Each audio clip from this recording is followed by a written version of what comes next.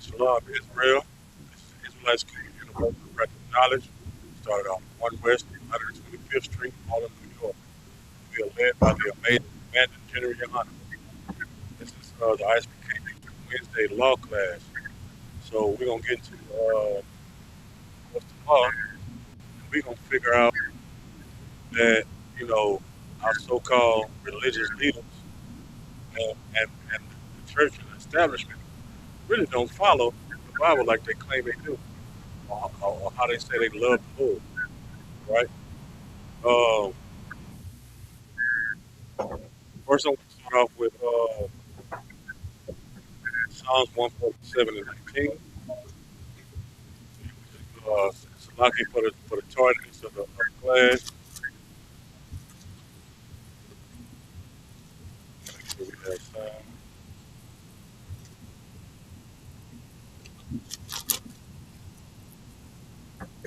Khan. This is the book of Psalms 147 and verse 19. He showeth his word unto Jacob, his statutes and his judgments unto Israel. Okay, he showed his word to who? To Jacob. To Jacob.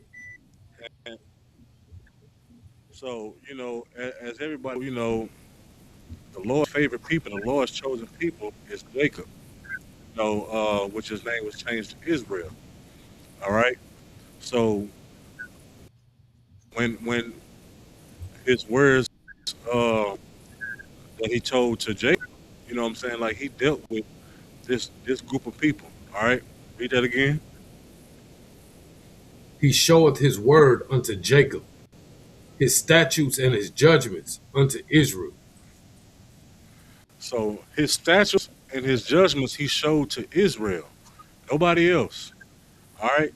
So when you understand about uh when Christ led his people out to the wilderness through Moses, everybody that's seen that movie with Charleston Heston, you know, the Edomite that played Moses, and he let my people go. They made an epic scene about it. All right, those were actually blacks, Hispanics, and Native Indians, the children of Israel, according to the Bible, man. And the Lord showed his word, his judgments to those people. Keep going. Verse 20. He have not dealt so with any nation. He dealt so with any nation at all. So any other nation that claimed that the Lord done dealt with them, we read right here in the scriptures that He only dealt with a certain group of people. Christians like to say that God loves everybody and the Bible is for everybody and God is for everybody. Well, God Himself is saying that He showed His law, statutes, and commandments to only one group of one group of people. All right, keep going. And as they have not known them, praise ye Yahweh. And as for His judgments, they haven't known them. So these other nations don't know the punishments, or they don't have to deal with the punishments that the Lord will put on Israel because of not following the words and the statutes and the judgments that He gave Israel. All right. So again, Christians like to say, well, you read in the Old Testament, when Jesus came, all we live upon is grace. We don't have to worry about that no more. God is all loving. God is all this. God is all that. He's merciful. He's this. And true, He is. But when he punished those people, when He punished us, I should say Salakia. In the Old Testament, it's the same way today.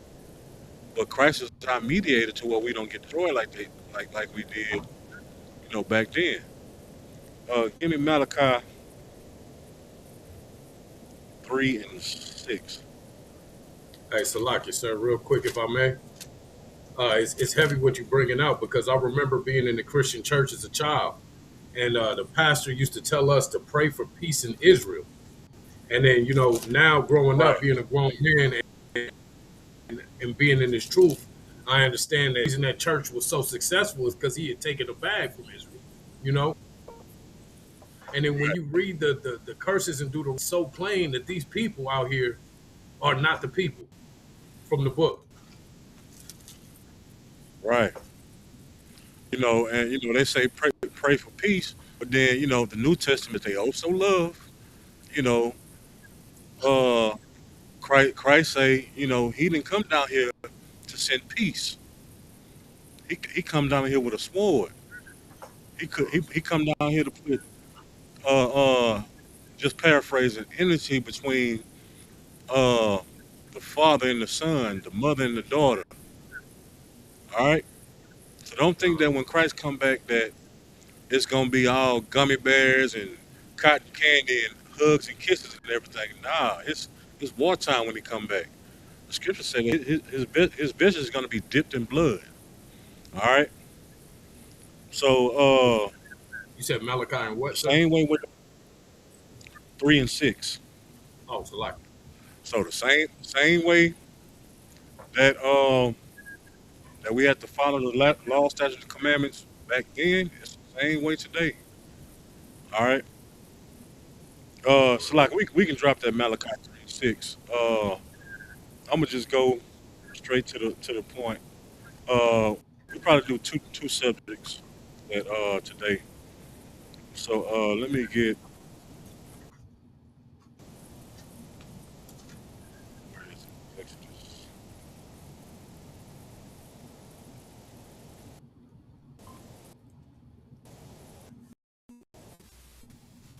Let me get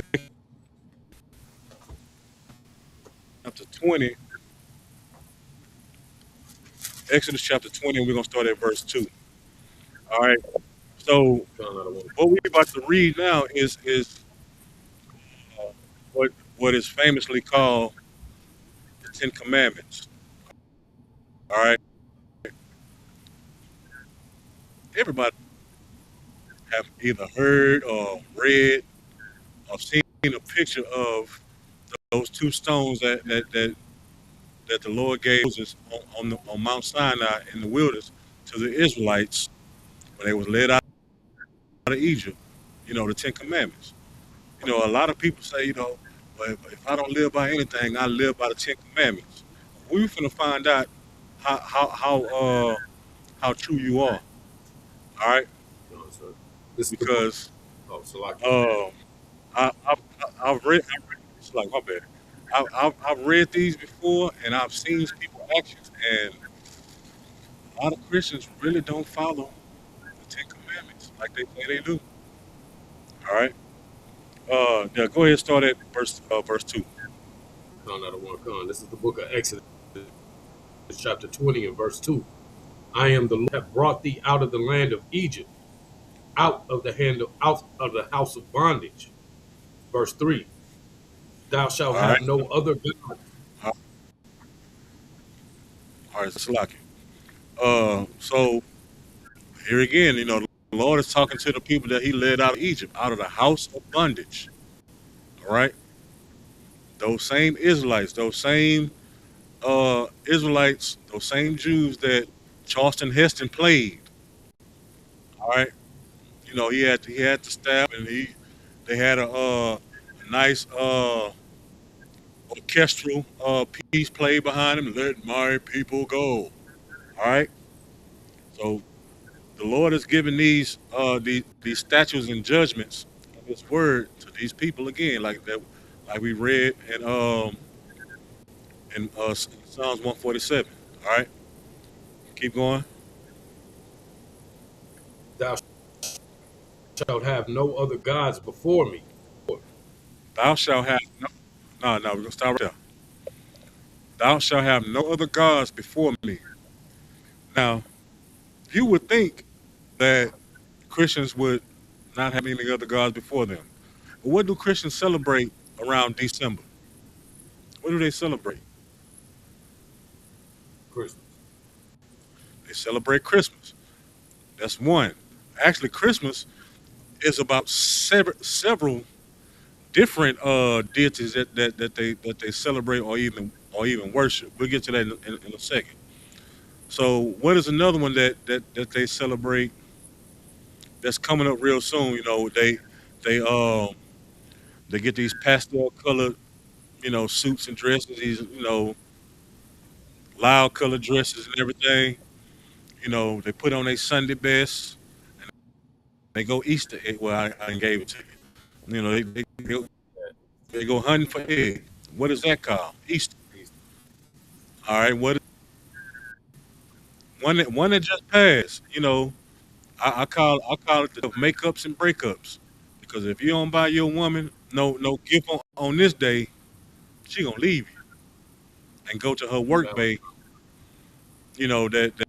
That's sending every sister flowers at the job.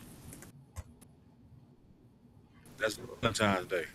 So going back to Christmas, uh, one of the deities is the Christmas tree. The Christmas tree is not in the Israelite custom at all. Matter of fact, in the Old Testament, it tells you not to worship the tree. The tree has nothing to do with Christmas at all. Matter of fact, while we're reading it, whole Exodus, because we're gonna go back to Exodus 20 a lot. So whole Exodus 20, and then give me Jeremiah chapter 10 and 5. chapter 2. Uh,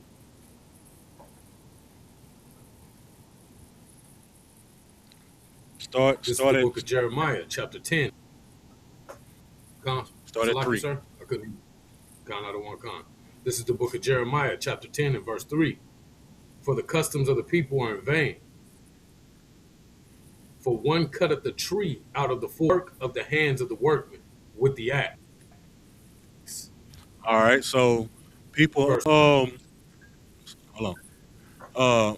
So people, now, they used to go out and cut down a pine tree or whatever the tree is called, and they'll bring it into their house. These days, you can just go to a tree nursery and they already cut and they'll bring the tree. Now, I mean, you can go to Walmart and get an artificial tree and just boom, boom, boom, set it up. You good. All right.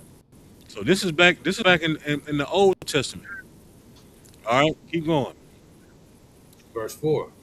They deck it with silver and with gold. They fasten it with nails and with hammers, that it move not. All right. So what do we do with the Christmas tree? Deck the halls with boughs of holly, wherever they go. Ba la la la la. They put silver, the little silver little strings and gold. They put the ornaments on it. They deck it with silver and gold. And they hammer it to the ground. Back then, they had the tree to the little post so it won't lean or fall over. See, like I say now, you can go to Walmart and they stand and it got its own stand, so it won't move. All right. So they deck it with silver and gold and keep going. Verse 5. They are upright as a palm, speak not. They must needs be born, because they cannot go. Be not afraid of them, for they cannot do either, neither also is it in them to do good. Right. So these trees that you putting in your house can't do nothing for you. And where this tree comes from, it comes from a pagan custom. You know, this tree represents um, this tree represents what they call Nimrod. Nimrod was a ruler on the earth at a time, and when he died, his mother slash, because he slept with his mother and made her his wife, and in order for her to pretty much keep her position, she told the people that if you don't give gifts and shower gifts to Nimrod, who's in this tree now, he's gonna come back and hunt you and kill you. So that's where the Christmas tree come from. You know the wreath and it's a whole bunch of different deities that people celebrate uh, on Christmas. It's not just what they call the birth of Christ. Hold on, Salaki.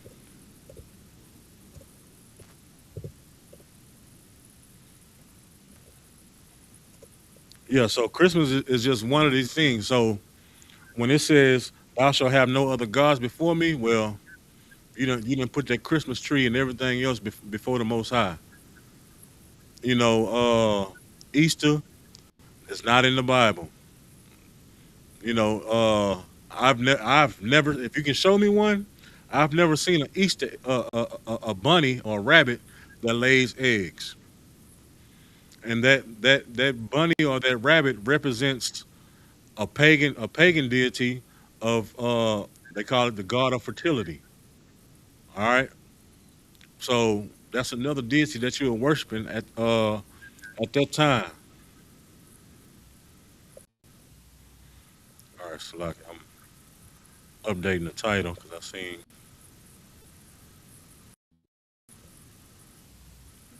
All right, we 12 now. All right, now go back to Exodus chapter 20. God on one con. Start at verse 4, sir. You can read 3 again. God on one con. This is the book of Exodus, chapter 20, and verse 3. Other gods before me. Thou shalt have no other gods before me. This is the Most High talking. So you already in violation with having other gods. And some people, some people, God is money. Some people worship Buddha. Some Israelites worship whatever else. And you got to be careful with doing yoga because that's like a Hindu thing. And when you out there going to these clubs and you smoking, that's not an Israelite custom. That's a Hindu custom. Just think about it. You at a club with a hookah sitting at your table, and it's 15 or 20 people sucking same little piece and smoking whatever if it's tobacco or whatever the case may be. All right, that's not that is a Hindu custom. Smoking on hookahs. We don't even supposed to smoke as Israelites. All right. Keep going. Verse 4. Verse 4. Thou shalt not make unto thee any graven image or any likeness of anything that is in heaven above or that is in the earth beneath, in the water under the earth. All right. Thou shalt not make unto thee any graven image. Now, I'm quite sure most blacks, Hispanics have walked into a church. As soon as you walk into the church, and you look at the pastor and look behind the pastor. What's back there? Cross. Anybody know? Big old 20-foot cross. What most rappers have around their neck as far as jewelry? What sisters have the cross? That's a graven image. When sisters with these earrings, these little dangly earrings, they have crosses. They even put crosses into the garments to their clothes. Like it's a clothing brand now. Like their clothing brand, their logo is a cross. You know what I'm saying? That is a great graven image. Why? Because when people think of that cross, they think about Jesus. They think cross is a representation of Christ. You ever watch one of those? You ever watch one of those like horror movies or one of those Exorcist movies What do the priest walk into the room with in his hand? He walking there with a cross in his hand. Oh, you demon. And then the demon just be sitting there laughing at him. You fool. That doesn't hurt me. All right? That is an image of the Christian church. Now, what do our brothers that are Muslims, what do they worship, or what kind of image do they have? That Stone. cobblestone. That's right, a stone. Uh, you know, some of our brothers and sisters that are married, they done married more about so-called Asians. They probably got a fat Buddha man in their house. When you go to those Chinese restaurants and you think it's all fun, fun and games, and you rub the belly of that Buddha, or you put coins on it. Guess what you're doing? You worshiping that God. So it says, "Thou shalt not make unto thee any graven image or any likeness of anything that is in heaven above, or that is in the earth beneath, or that is in the water beneath." So what they're saying, I mean, also with these,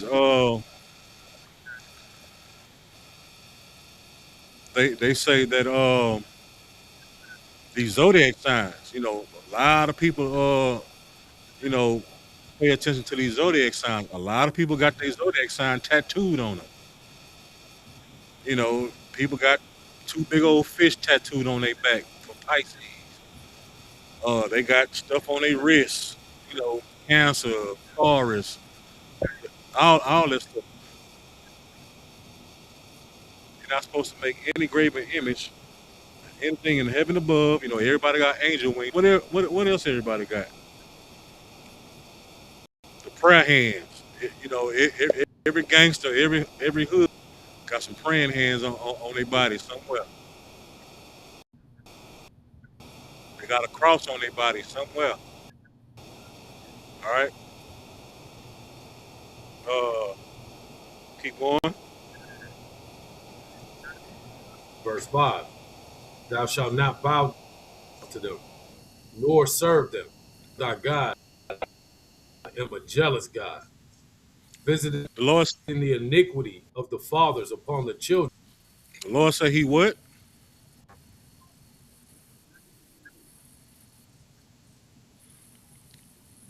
He's a jealous God.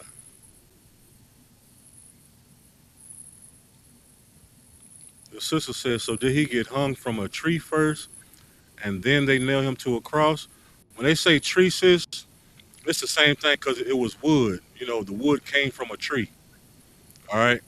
And when it comes to being hung on a cross, Christ wasn't the only one hung on the cross. Like everybody that the Romans tortured and unalive were hung on the cross. And they were set on a hill, let everybody know, if you do wrong in this city, this is what's going to happen to you. So you were an example. It wasn't nothing special about the cross, because the cross is made out of wood, which came from a tree. That's the only thing about that, sis. All right. Uh, where we at now? Still in verse 6 there. You want me to keep reading? Yeah, go ahead. Con out of one con. For the Lord thy God am a jealous God, visiting the iniquity of the fathers upon the children, unto the third and fourth generation of them that hate me. You going? Verse 6. And showing mercy unto thousands of them that love me and keep my commandments. All right, go to verse 7. Verse 7. Thou shalt not take the name of the Lord thy God in vain, for the Lord will not hold him guilt his name in vain.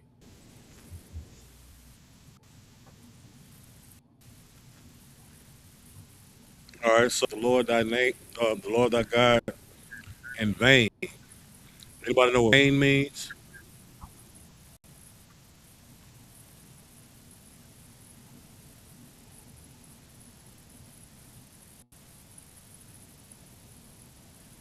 So, like you said, does it mean like for nothing, like to Yeah, nothing? for nothing. Right. So people usually say, "Don't use the Lord's name in vain." When you say "goddamn," that's not it. When using the Lord's name in vain is, sometimes when Christian pastors, oh, God told me to do this, or God told me to tell you this. All right, like when like some of these wicked pastors, God told me to tell you to like what's that wicked pastor that was using the prayer panties. Like he would have women go to his office and put on some special type of panties, and he'll pray over them. Of course, it's, you know what I'm saying, like doing things against the will of the Lord. Christian pastors, like this is mainly for Christian pastors because they are the leader of the flock, and when you mislead the flock, you know what I'm saying, like you're using the Lord's name in vain. All right, it just said playing with His name. That's right, playing with His name. All right. Uh, keep going. Verse 8. Remember the Sabbath day to keep it holy. Now, remember the Sabbath Verse 9. day and keep it holy. You know, our oppressors have bamboozled us so much to where we think Sunday is a high holy day or a Sabbath. Uh, the Christian church, like the streets are filled with cars on Sunday. Even though it's a weekend and nobody at work, but everybody at church. Like try to drive somewhere in the morning time. Like everybody going to church because the Christian church is operating on Sunday. You know, Constantine, which was a Roman emperor or pope or whatever he was. He the one that changed the Sabbath day from Saturday to Sunday to keep you out of compliance of the basic Ten Commandments. All right, the Sabbath day is from Friday sundown to Saturday sundown. That's how it's always been. Now, when he took power, he changed the day one day over to keep you out of compliance. So when we go back, I think that's three commandments that Christians don't follow. You celebrate Christmas, you do all of other type of things. You got a diamond, a blinged out cross. You do all type of things. Now you church on Sunday, which is not the Sabbath, so you're not observing the Sabbath. All right, keep going. Verse 9. 6 days shalt thou labor and do all thy work. But the seventh day is the Sabbath of the Lord thy God. In it thou shalt not do any work, thou, nor thy son, nor thy daughter, nor thy manservant, nor thy maidservant, nor thy cattle, nor thy stranger that is within thy gates. All right, so 6 days, thou shalt 6 days shalt thou labor and do all thy work, but the seventh day is the Sabbath day, the Lord of the Lord thy God. You know, in Spanish, Saturday is sábado, which means Sabbath. That ought to give you a clear indication that the Sabbath day is Saturday. All right. Six asks, so the first day of the week is Sunday. Correct. And what you're doing on Sunday when you go to church, of course, with the Greek interpretation of the calendar, you're worshiping the sun god, Sunday. All right.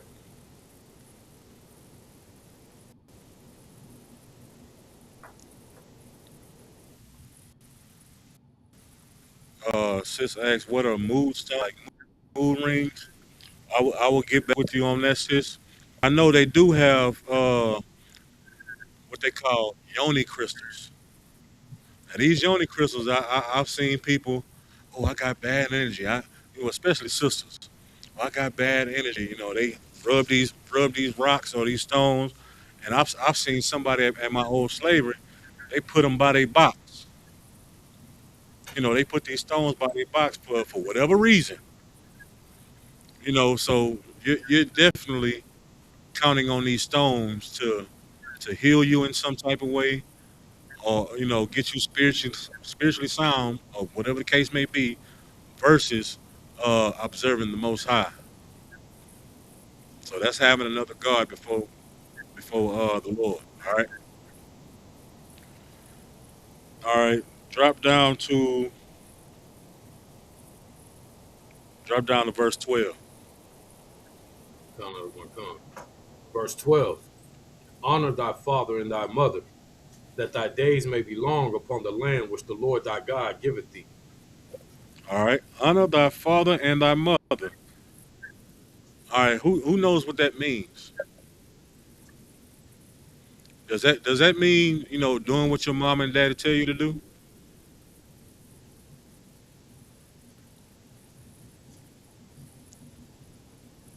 What if your mom and daddy was wicked? What if they tell you? What if they told you to eat pork, crab, shrimp, and lobster? What if they told you to be a murderer? What if they told Slakia, unaliver?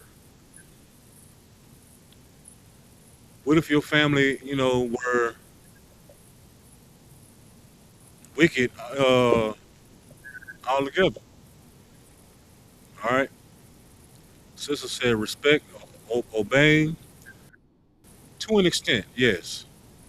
But honoring your mother and father means, pretty much taking care of them just how they took care of you when you was a baby. They clothed you, they fed you, they changed your diaper. They protected you, they ensured your safety. So, when your mother and father, when they get on, it's gonna come a time when your mother and your father is gonna be not able to do things on their own. They're not gonna be able to drive themselves. They're not gonna be able to take themselves to a doctor's appointment, or things like that. So you would have to take care, of your mother and father just like they took care of you when you were defenseless. All right. Um,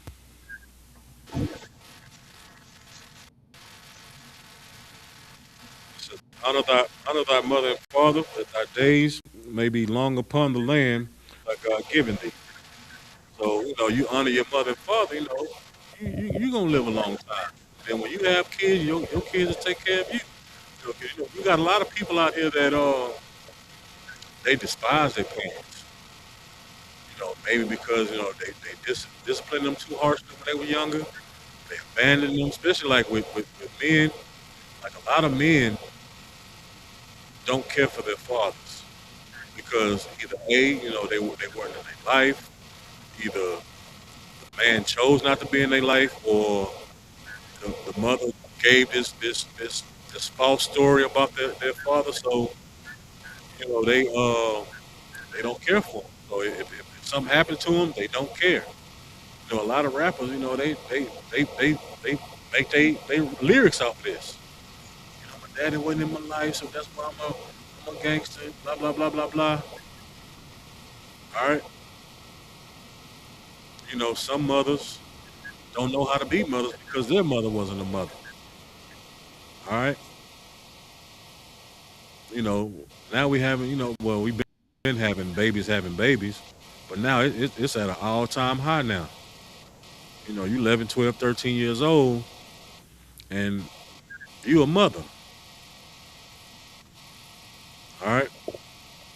Go to verse 13. Verse 13. Thou shalt not kill. Thou shalt not kill. That's good.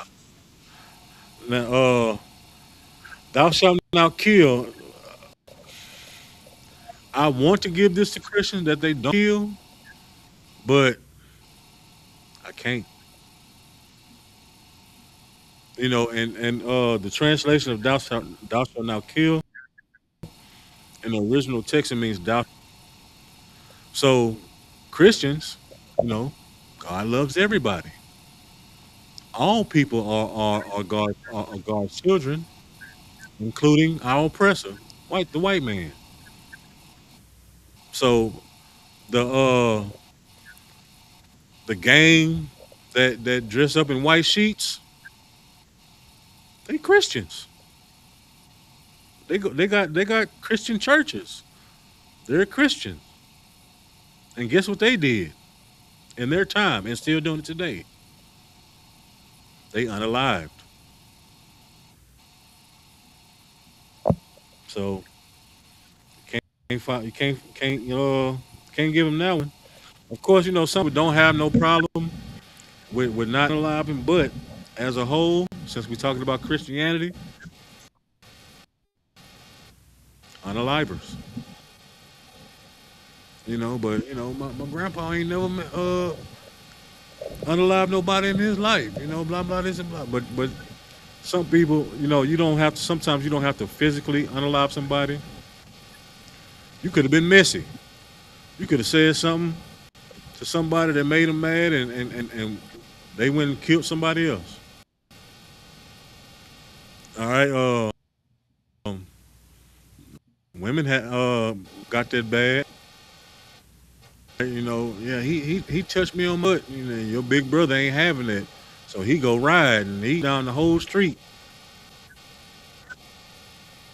The lady that lied on Intel, she was a Christian.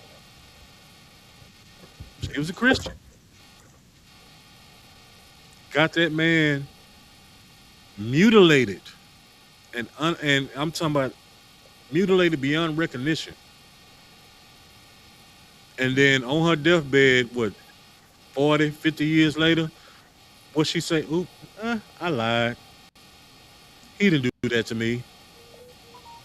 So, and she was a Christian, and she lied. She used her tongue to lie on somebody, and they ended up being unalived. Thou shalt not kill. It doesn't mean you can't defend yourself. All right. I mean, if you or your family members or your babies, if they in danger, then by all means, you have the right to defend yourself. But if you're unaliving without a cause, that's murder. Stepping on somebody's shoe is not a cause. Um, wearing a certain color is not a cause.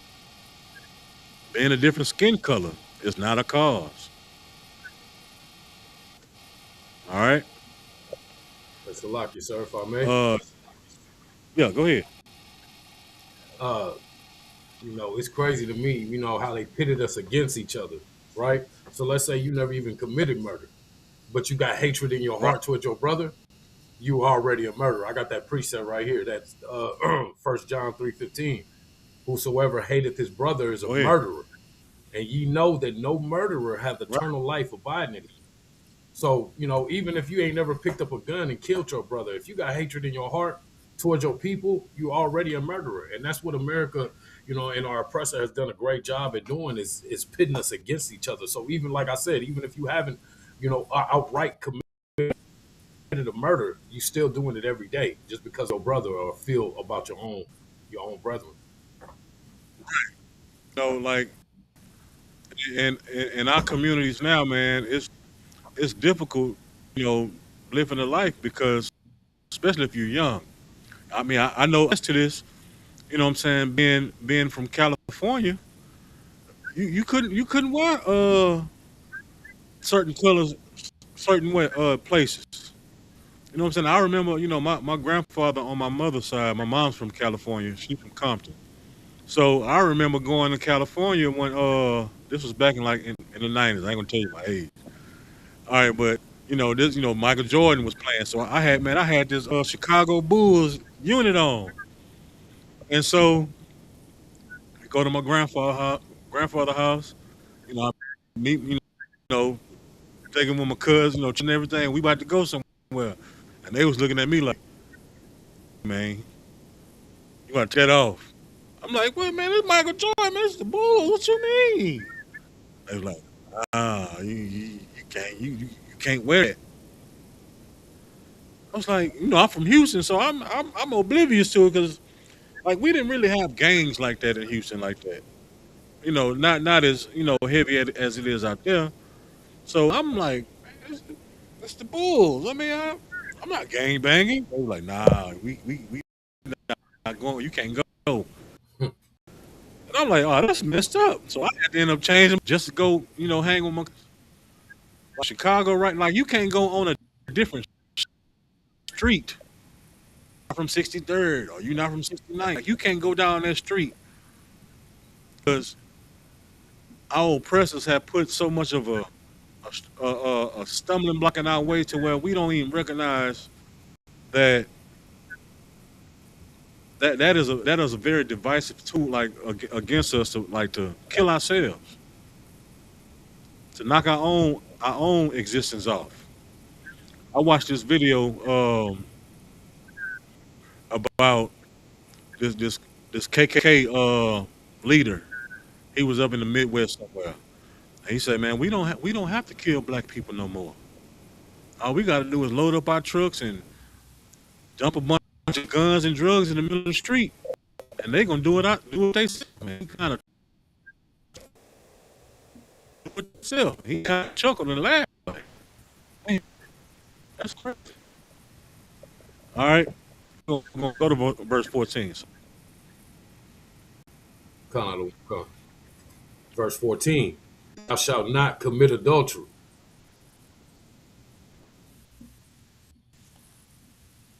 Thou shalt not commit adultery. Now, anybody that's in the chat, tell me what it is.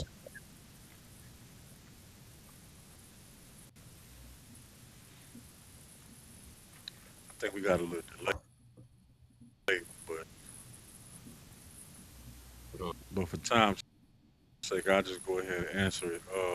Adultery is unlawful sex. Adultery is for women sleeping with somebody that's not your husband, and for men it's sleeping with somebody else's wife. Matter of fact, whole Exodus 20, and I'm gonna get that for you.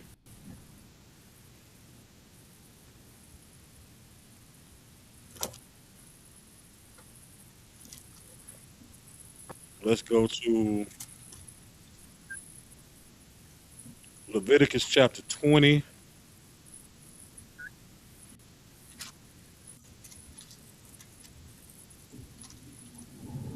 We're gonna start at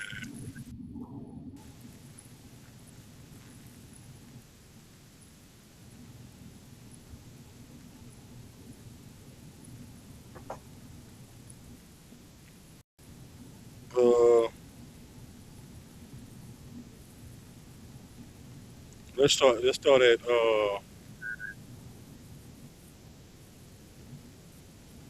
Exodus chapter 20 verse 10. Con out of Con. This is the book of Leviticus, chapter 20 and verse 10.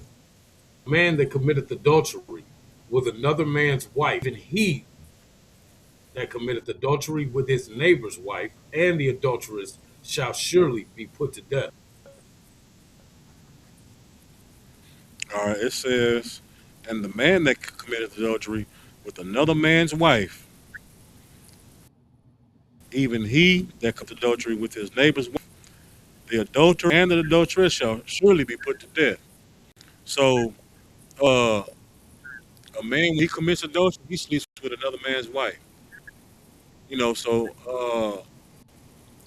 having these work days, these sneaky links for women, and knowing you have a husband, that's in violation. Uh, Ten Commandments. All right. Um, Again, our music industry pushes, that narrative also. It's a lot of rap that rap about, sleeping with another man's wife. The women, talk about sleeping with, another man. All right, keep going.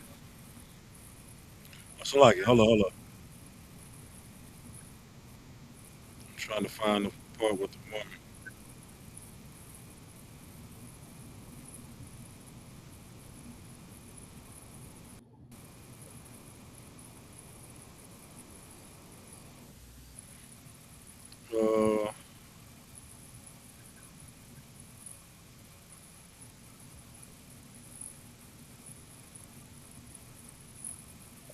I know where it is. Like,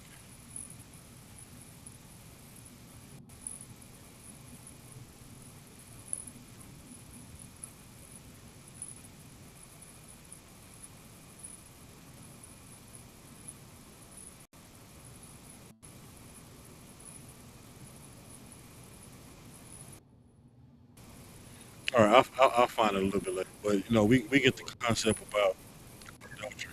All right. Now, read that again in Exodus chapter 20. Exodus chapter 20 and Was verse it thou shalt? 14. Thou shalt not commit adultery. Now, thou shalt not commit adultery. The safest thing. That's why here in the school, we have a courting process. That's why when a woman comes months. Anywhere else, like if you go into a new setting, like everybody wants to uh, catch the attention of the new person. Like even when in high school or in school, when you go to a new school, like everybody wants to get to know the new person. All right, so you have to get like here in the school, what I'm saying, like brothers just don't go rush to a sister and try to talk to her, or try to sleep with her, because you got to first of all you got to get that sister time to shed himself from the world. You got to get that person time to really decompress themselves and detox their spirit. You know what I'm saying? Before you even try to, you know, marry a person in that capacity. All right. So thou shalt not commit adultery. You know, men shouldn't sleep with another man's wife. A woman shouldn't sleep with someone that's not her husband. And with that being said, according to the Bible, according to the Lord, sex is marriage. So when you think about it like that, sisters, you have a really tight window. So you can't be out here just being promiscuous, or if you're dating somebody, you gotta sleep with every man. No, that's the whole thing of, like, even back then, like they like in the early days, like people used to court. You want to find out if you really deal with this person for the rest of your life. If you ready to live with they bull crap that they got going on, and she ready to live with yours. You know, so you gotta be, and that's running rampant in the church. I've seen videos where I seen this one video, man. It was a dude up there preaching. Dude walked in the church, stole off on somebody. Boom, boom, rumbling in the church. All right, sister stand up. But you slept with, well, of course, you slept with my man, you slept with my husband, and blah blah blah blah blah. All right, well, it's two things in the world, what I'm saying, that I was taught, even back then. To play with a man, his money or his woman. Both of them will get you either beat up or killed. All right, so definitely with men, do Do not sleep with another man's wife. I don't care if their relationship is a train. You don't be that crying shoulder to her. Tell her to go to a therapist. All right. He not doing this. He not doing. Yeah, yeah. Okay. Yeah. Okay. Yeah. Dr. Schlumberg is right down there in that office right there. Go talk. Go talk to them. I'm not gonna be your shoulder to cry. All right. Because you know, like even like it happens like that. Like especially at work. You got this one brother. You know, man. He's charismatic. You know what I'm saying? You know, they quote unquote ladies man. So he talks to all the women at work. And one day, you know, one morning you get to fight with your boyfriend, husband, whatever you want to call it. And you go to work and he, "Oh, why you slamming the papers down? What's wrong with you, girl? He playing with you. And, what's wrong with you? Oh my man, he tripping today. Yeah, he tripping. No, he get that he get that look at it. He tripping. What happened, girl? What happened? Oh, he did. Like me, I wouldn't do that. This is what I would do. I would take care. I would woo, woo, woo, woo, woo, woo. Let's go to lunch. I got lunch today. Let's go to lunch. And so many days going to lunch and conversating. You done told him all your business, so now he knows how to control. You done let your guard down. And then that next company party, or even don't even have to be a party. No, he in your DMs. He got your number. Now you sneaking around. Now you telling your husband, oh, I got overtime. We got a project due at work. Oh, I'm going to my girlfriend's house, but you going to Troy house. All right. Keep going. Verse 15, thou shalt not steal. Verse Thou 16, shalt not steal. Thou shalt not steal. Now, do you think ain't no stealing going to Christian church? I believe so. They take your money every Sunday. I was in the world. I was going to this church. You know, he he said he preached the prosperity doctrine. So, which means when you sow your seeds, the God, open his open the windows and all stuff. And I remember one day, like, if you got we going on a mission to Africa. Every pastor want to go on a mission to Africa, out of the country somewhere on your dime. So I need everybody with $100 bill to stand in this line over here. Everybody with a $50 bill stand in this line over here. Everybody with a $20 bill stand in this line right here. Everybody with a $10 bill standing in line right here. Everybody with a $5 bill standing in this line right here. If you're not standing in one of these lines, Lord ain't gonna bless you. Really? That's crazy. Stealing all your money, bamboozling you. Uh, your boy, Ruffalo Dollar. That was one of his main things, collecting that money. I need new jet fuel. I gotta go spread the word, the gospel over here and over there. And then he get on there and Salakis. go ahead. It's something that really gets to me is when you in a Christian church, you in that delusion, so you can't see it. But Yahweh Shai commanded us Right, not to give on in public.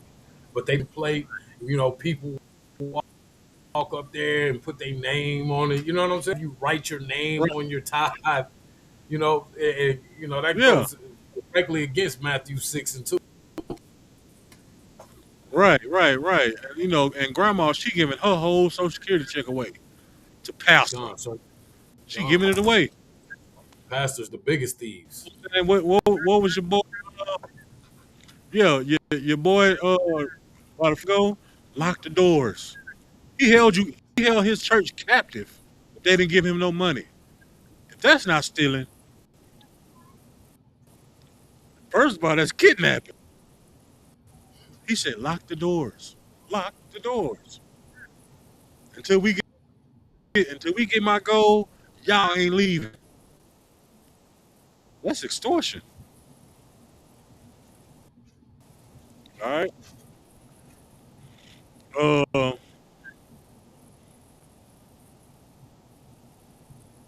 keep going, Lucky. Verse 16. Thou shalt not bear false witness against thy neighbor. Oh Lord, it's another one. Lying. You know, thou shalt not bear false witness. So if you didn't see something, you don't say nothing. You know, like I say, it's so many brothers and sisters that were harmed because of this. You know what I'm saying? Like I say, you know, going back to, you know, oh, he touched my butt, or he could be word, or oh yeah, that dude say he beat you up in middle school, and you know, all type of it can be anything. You know, false snitching. You know, you going to jail, but you ended up snitching on, you put the charge on somebody else, knowing they didn't do it. You know, you lying on somebody that caused them to get unalive, hurt, or even divorced, or putting problems in marriage. You're bearing false witness. You go in there and stand in that courtroom and lie on your sister. You got something. Lies. All right. So, lying against your brother and your sister, that's bearing false witness. Is one of the 10 Commandments that Christian churches violating also. So let's go back. I mean, have we found anything that the Christian church is doing uh righteous? I don't think so. Lies. Tried to give them I tried to give them thou shalt not kill, but yeah, thou shalt not steal. You know, Christians. You know, that means everybody, right? Also, you know, stole this land from the Lord's people, the Native Americans, the Native Indians. They stole this So land. like it, so like it, sir, they try to steal our promise as Like, well. You know, right, right. They trying to steal the promise. They trying to steal the identity. They trying to steal our identity, our swagger, everything. They trying to steal our whole essence. Like the lady that won in the Olympics, the breakdancing competition in the Olympics. Did you see what she did? Won? that was Come on, terrible. bro. God, sir, Like, come on, man. that You was mean to terrible. tell me she beat you mean to tell me she beat Terrence and Alejandro? That was Hell terrible. nah. Nah. That was terrible. That was a blatant slap in the face. I mean, I can't word it any more better. Like the stuff, like they made memes out of the stuff she was doing. She was just doing this here on the floor. It's like she was just moving Like a like bruh, like 3-year-old. it was She was right, dancing like a 3-year-old. right, right. All right. Go to verse 17. Con out of one con. Verse 17. Thou shalt not covet thy neighbor's house. Thou shalt not covet thy neighbor's wife, nor his manservant, nor his maidservant, nor his ox, nor his ass, nor anything that is thy neighbor's. All right. So it says, thou shalt not covet thy neighbor's house. You know, your neighbor got a nice house. Keep his grass clean. I mean, cut. You know, like your boy Pops on Friday. Look at Stanley's grass. You know, Stanley grass green, but no, mine ain't. You you won't Stanley's grass. So you try to move him out of his house to take Stanley's house. It says, Noah, thou shalt not covet thy neighbor's wife. Now we back to adultery again. You shouldn't want his wife. You know, his wife might be beautiful and as all outdoors, Coke bottle shape or whatever case may be. But that's his wife. He spit that game to her, not you. You know, in our community again, bruh, you know, when you bear false witness against your homeboy, he ended up going to jail. Guess what he gonna do? Hey Kiki, man, your boy locked up, man. I'm gonna look out for you, but man, he ain't getting out no time soon. But so you gonna need a man to take care of you. You know what I'm saying? Your boy locked up. Now you sleeping with his wife or his girlfriend or baby mama, whatever you want to call him. That's grimy. You coveting that man's family, his house. Because every time you went to his house, you know she cooked for him. You know she kept the house clean. You know she was mild mannered, like she ain't talk back, and you wanted that. You wanted it so bad to where you sabotage his livelihood. All right. Nor his manservant, nor his maidservant, nor his ox, nor his ass. You know, that's talking about his work. You shouldn't want like if you want a job, man, tell him to put you down with a job. Don't try to, man, yeah, that nigga, he think he all that because he got a good job and blah blah blah blah blah. Tell him to put you on. Learn his skill, learn his trade. All right. I think that's all of them. So as we went through these 10, I mean, I really can't find anything that the Christian church just really follow. You know what I'm saying? Because the first one, the ultimate one was number one. The rest of them shouldn't even matter because they failed at the first one. All right. All right. I'm gonna go to something else right quick. But yes, the Christian church don't follow even the commandments. So how you think they supposed? How you think they even follow the Lord in any magnitude? They are that the laws are done away with, and they equate this. Oh, this is the law. This is not. But it's in the Old Testament. These are the same laws that were written aforetime that were written for our learning. These are the same laws that Christ followed. All right. Christ didn't change anything when he came down here the first time. All right. Uh, give me. Let me see. Psalms.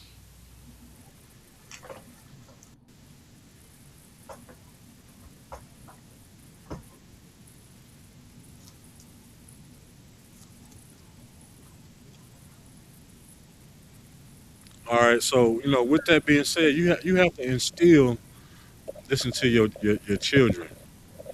You know what I'm saying? Like once you come into this truth, you know what I'm saying. You start over fresh, and while your children are young, like you have to instill in them the right values for them to become mighty mighty men and excellent sisters, princesses. All right. Uh, Psalms 127. Hold on, let me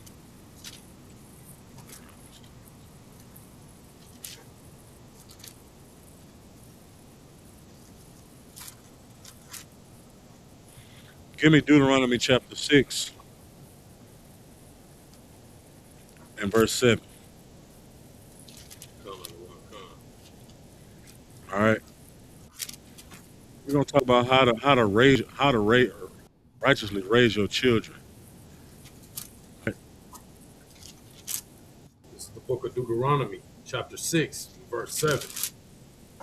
And thou shalt teach them diligently unto thy children, and shalt talk of them when thou sittest in thine house, and when thou walkest by the way, and when thou liest down, and when thou risest up. All right. So it says, well, verse 6 is saying, and these words which I command thee this day shall be in thine heart. Verse 7 it says, and thou shalt teach them diligently. Anybody know what diligently means?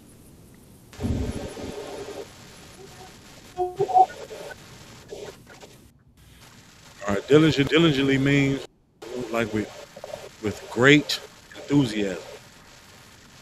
Like how some people like they diligently want to learn crypto, uh they diligently blind dance may be. You know, you teach your children diligently. Like so when they say and so talk to them about sitters in the house. When y'all just sitting around in the house, you talk to your children, you teach your children, you teach them about the Bible, you teach them about the Lord. You know, you start introducing like the religious text. So, you know, when they go to school, they go to school for 8 hours. It's a lot of influence that goes on in the school that comes from teachers and other kids. And then they try to bring that home. When they bring that home, you wonder why they behaving like this. Is because they done got 8 full hours or 9 full hours of negativity or something that's against the Most High. So when they sitting in the house, you talking to them. You asking them about their day for one. Like, how was school today? What happened today? You know, your friends, what you talk about with your friends today? You know, and of course, you know, children they like to talk. Oh yeah, man, Billy, we did this and did that. You know, he pulled down his pants and blah blah. No, see, stop hanging with Billy. Billy pulling down his pants and everything. Then next thing you know, you and him gonna be in the office. He gonna blame everything on you. All right, you teach them. It says when I sit us down in the house, and when I was walking by the way, when you just passing, like just talk to them and teach them. All right, watch how they play with each other. You know, especially with if you got more than one child, you know, and they playing with each other, like you teach them brotherhood and sisterhood right then. You tell your son, hey, no, don't play with your sister like that. That's too rough. She's a princess. You play with her lightly. You know, she's delicate. Don't be rough with her. You know, if you got two sons, hey, don't treat him like that. That's still your brother. Of course, you know, brothers, you know, they gonna do their thing, but you the big brother. You supposed to be the example. So you got to do things according to what I say, so that way when he gets older, he won't stray away either. All right. Uh, you can drop that and give me.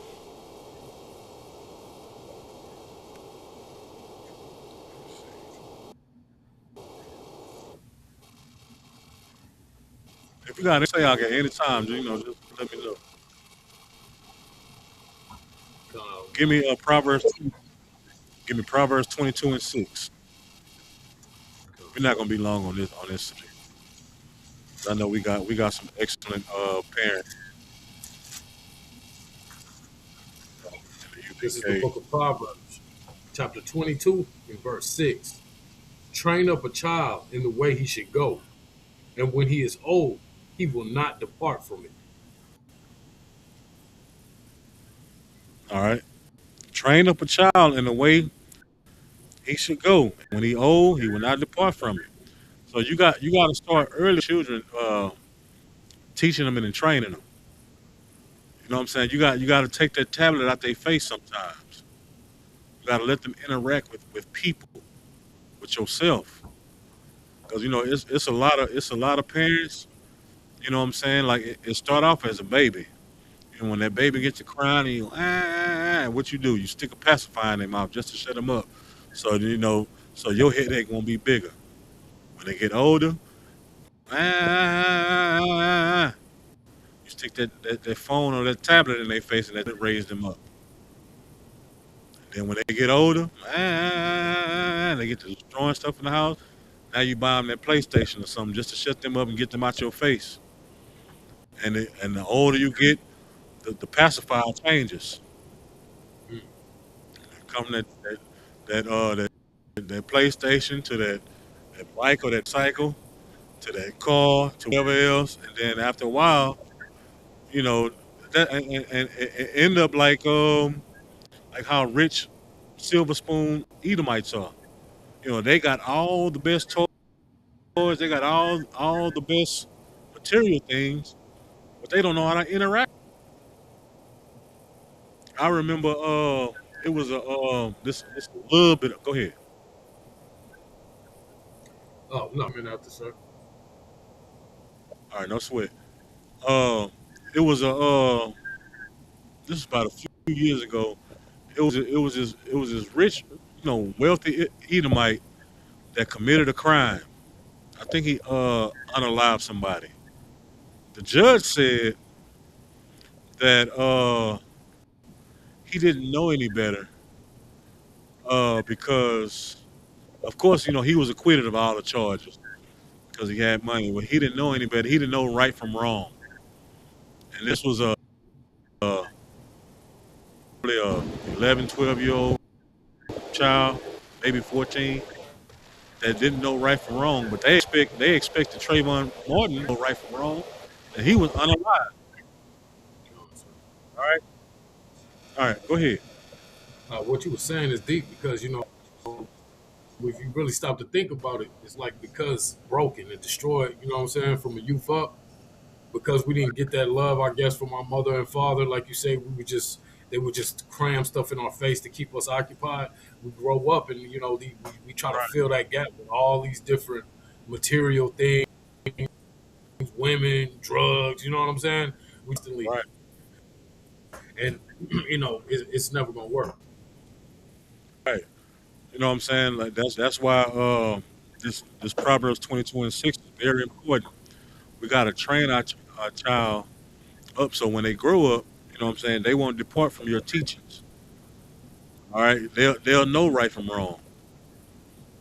They'll have the wisdom to won't even be in a position to where they in a courtroom trying to defend themselves on whether or not they was right or wrong. All right, uh, read that one more time. Con out of one con. Verse 6: Train up a child in the way he should go, and when he is old, he will not depart from it. Right. So when he get old, he won't depart from it. Oh, I remember my daddy told me this. I remember when my mom told me that. Because like with boys sometimes, what I'm saying. That's why it's very very vital for us to start early. As males, sometimes we got to bump our heads. What I'm saying. Sometimes we might have seen. I mean, we might have been told what to do and what not to do. But then my daddy told me don't touch that stove, but I want to see if it's hot or not. Sometimes we gonna have to bump our heads, and when we touch that stove and see if it's hot, okay, oh yeah, daddy did tell me that stove was hot and I shouldn't have touched it, but I touched it and I seen the consequences. So now he done trained himself in the way. Well, let me start listening to daddy because daddy knows, mama knows, right? And as a child, you teaching the correcting. So when he get old, he gonna have the wisdom like, okay, well, I have the discernment not to even do that, not to hang with this crowd, or not to deal drugs, or not to do this, and not to do that, not to sleep with women and put them away, or not to do, all type of things. You know what I'm saying? All right, and not to succumb to peer pressure. You know what I'm saying? I was fortunate enough, like, I hung out with some people. You know what I'm saying? And fortunately, I wasn't what I call them, like a monkey see, monkey do type person. You know what I'm saying? Like when somebody doing something, I wanted to do it just to be cool. Now I wouldn't like that. But if I did do something, if I did do it because they were doing it, that's because I wanted to do it. But it wasn't because, oh man, come on man, let's do it. Oh man, you scared. I was fortunate enough to be, you know, headstrong like that a little bit. All right. Drop that and give me Deuteronomy chapter 6, verse 1. This is the book of Deuteronomy, chapter 6, and verse 1. Now these are the commandments, the statutes, and the judgments which the Lord your God commanded to teach you, that you might do them in the land whither you go to.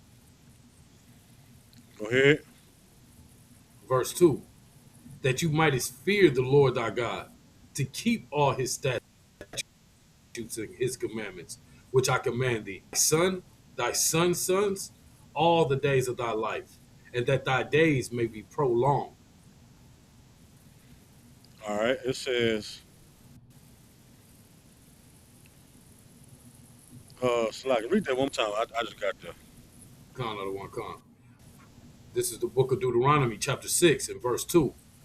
That thou mightest fear the Lord thy God, to keep all his statutes and his commandments, which I command thee, thy son, and thy son's son, all the days of thy life, that thy days may be prolonged. All right. So it says in verse 1, uh, that ye might do them in the land where the go to possess it. All right.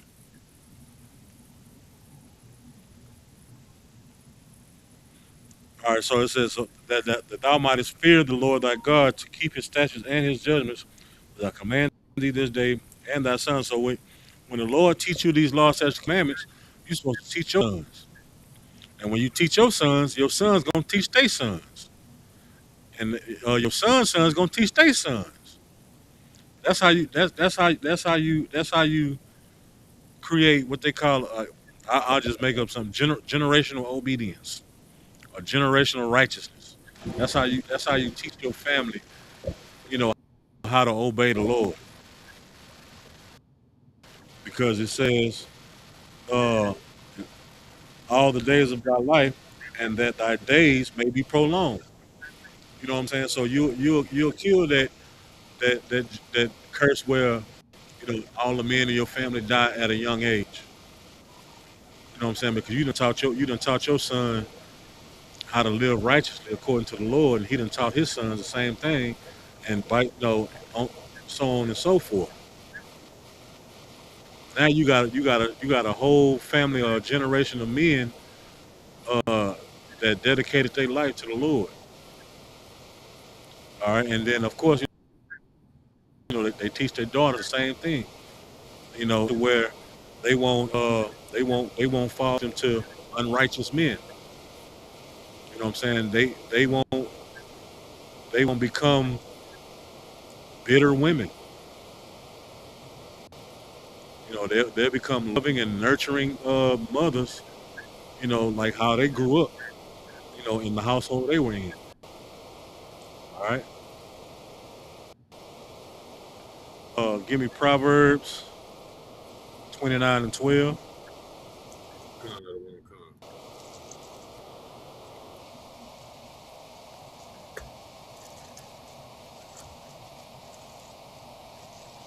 This is the book of Proverbs, chapter 29, and verse 12. If a ruler hearken to lies, all his servants are wicked. So if a ruler hearkens to lies, guess what everybody else is under him gonna do? talking the lies. Just pretty much how most of us grew up. Like we all grew up under the lies of the Christian church. You know what I'm saying? Grandma, well, she was probably the most holiest person in the family. Had that big old Bible sitting in the living room with dust all on it. They went up to Psalms. You know what I'm saying? But we grew up in a lie. So if the ruler hearkens unto lies, the servants are wicked. You know what I'm saying? Drop down to, let me see, drop down to 15. Don't let it work on. Verse 15. The rod and reproof give wisdom, but a child left to himself bringeth his mother to shame. All right, now this goes to correction. It says the rod and reproof give wisdom. Like you told your son not to touch that stove. Man, that was some reproof right there. He knows not to touch that stove. Sometimes, you know what I'm saying, it might come down to a little spanking or something like that. All right, or most kids you can talk to them and they'll obey and they'll listen. But sometimes you probably got a little knucklehead on your hands that really need to learn. All right, but it says the rod and reproof give wisdom.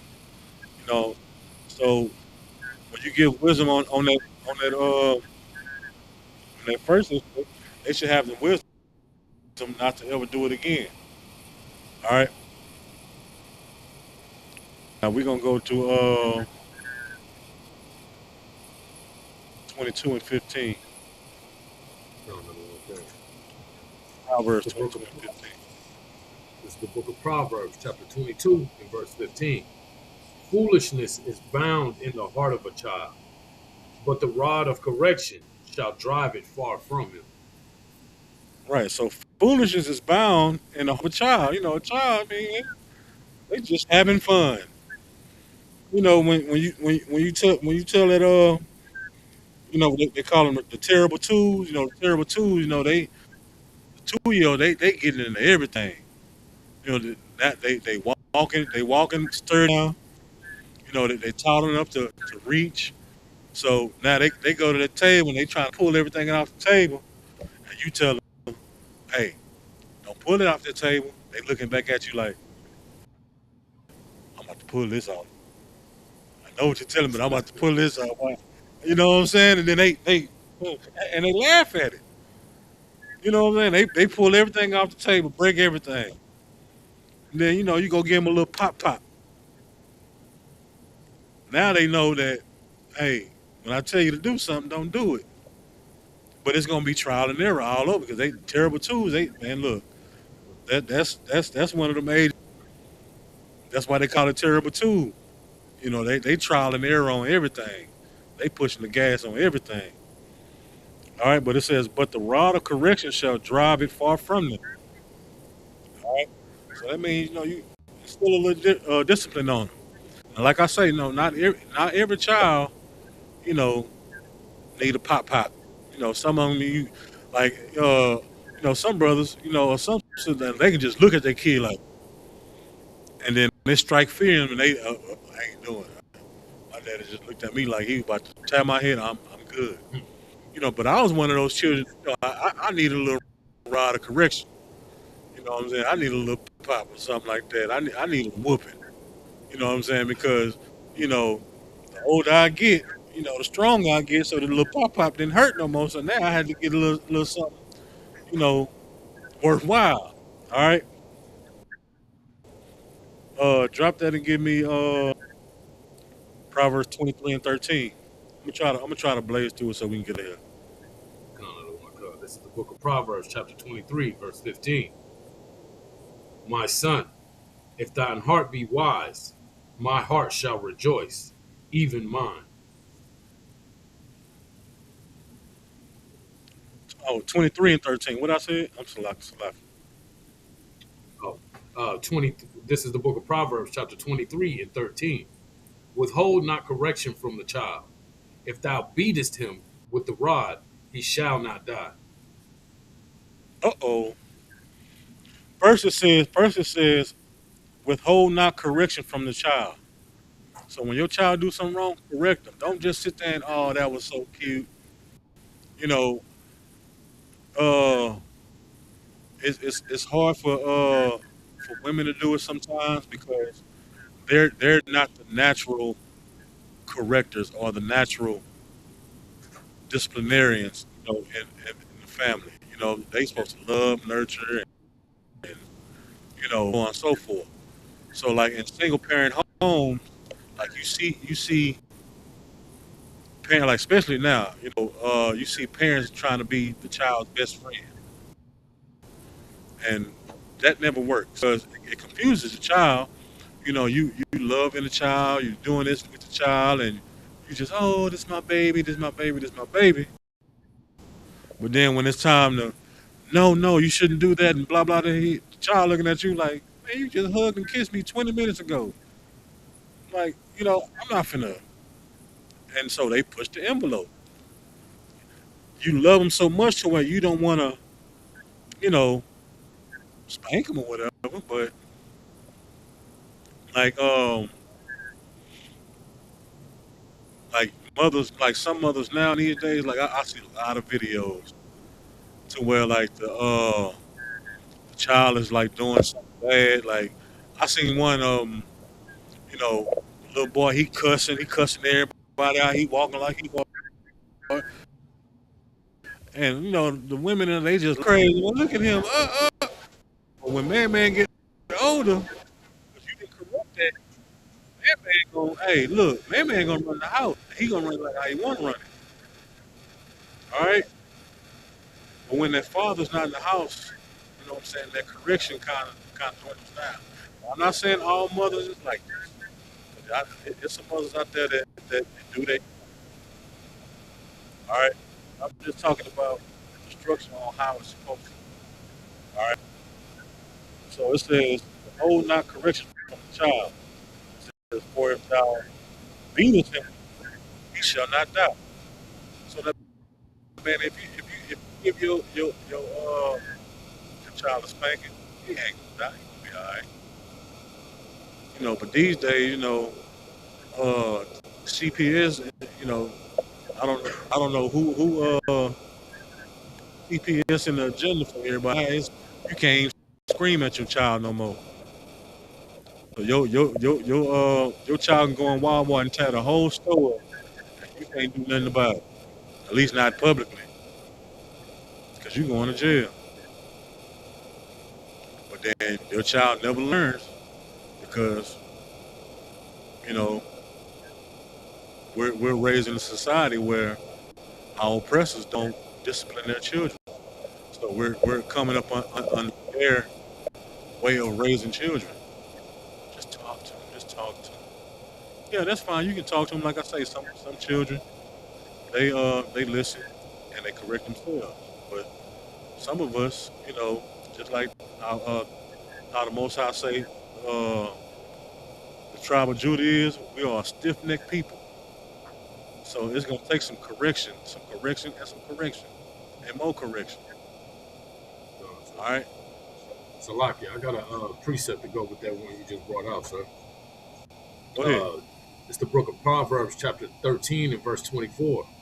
He that spareth his rod Smart. hateth his son, but Mm, he him chasteneth him. But right. Matter of fact, that I had that was actually the next. Well, I had one more precept before that one, but that's actually absolutely right. Let me get that right quick. It says, "He that spareth the rod hateth his son." So if you don't correct your child, you hate your son. If you don't try to get them to change that behavior, you hate your son. You want your son to die. All right. It said, "But he that loveth him chasten him be times. Be times mean uh like before time, like before he even get worse, like early when he to you when in terrible two, he's gonna know things that I shouldn't do because my coming here weak. But if he doesn't fear it, you don't feel no consequence. Then what is it? I work in the I work with children and like sometimes I have to correct them on certain things on communication and some stuff that they like to curse about. And I'm like can you please correct your language a little bit because it might be offensive to somebody. And they like, I'm gonna let me cuss at home, so why do I gotta listen to you? Because there was no correction on how to talk, on how to behave in public or even at home. Because your parents then became your best friend, and you have a say so as a young kid with with two adults or one adult in the house. You know, I want McDonald's, but you got a refrigerator full of food. I mean, refrigerator full of food over there, but then you still bow down to your child and still go to McDonald's just to be please them. All right. Um, Proverbs 19.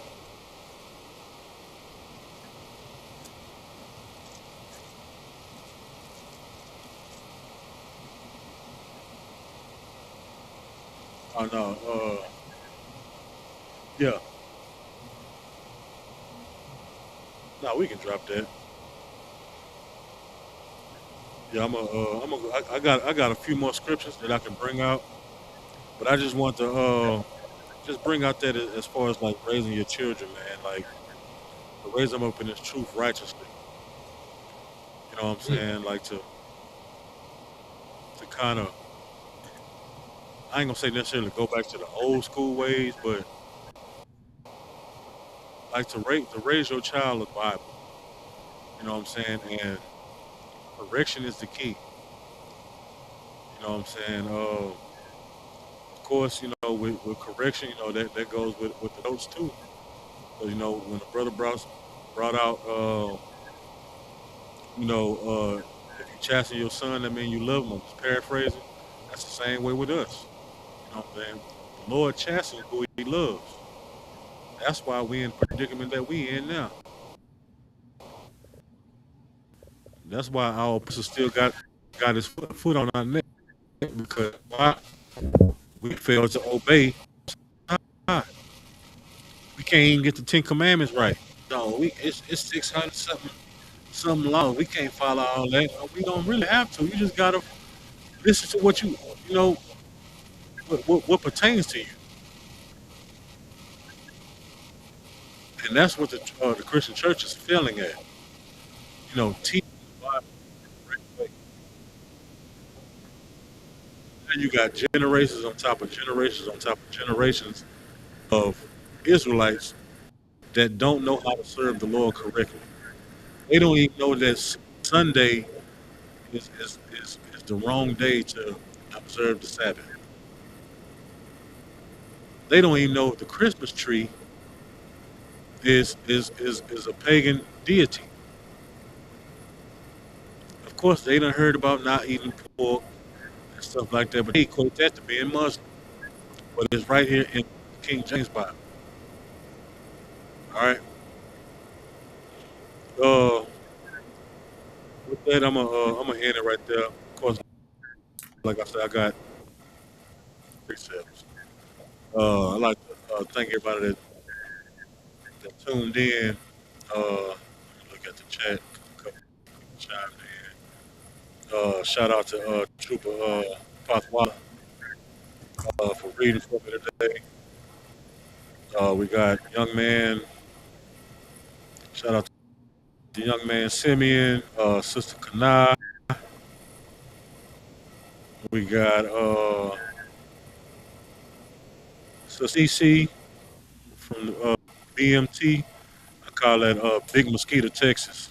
I got some big old mosquitoes out there. Miss Taniqua Hill, the water for your questions and engaging also, sis.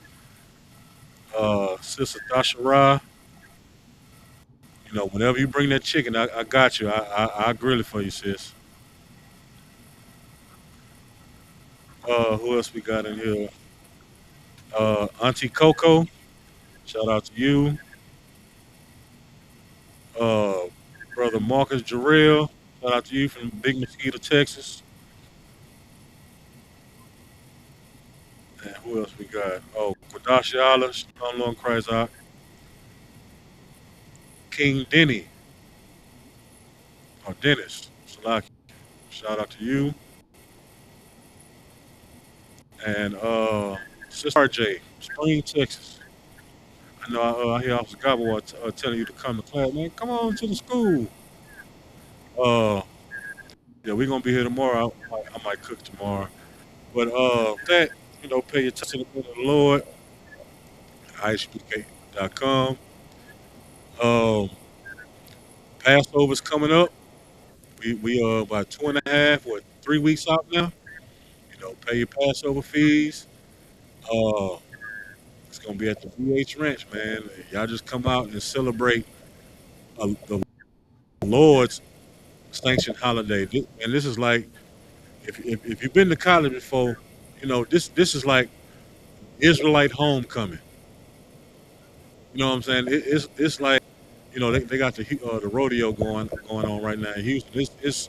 It's bigger than that. It's because it's the Lord's. It's like a big old Israelitish homecoming. We got brothers all over the nation, all over the world, man. From the UK to Jamaica, the Caribbean islands. We even got brothers. Like, we got brothers everywhere, man. That's coming out to Passover. So it's gonna be a grand event, of course, of the Lord. You know what I'm saying? April, is and then, the day after that, April 5th, is bread. You know what I'm saying? Come learn. You can find all these. You can find all these high holy days in Leviticus chapter 23. All right. With that, uh, shalom. All right.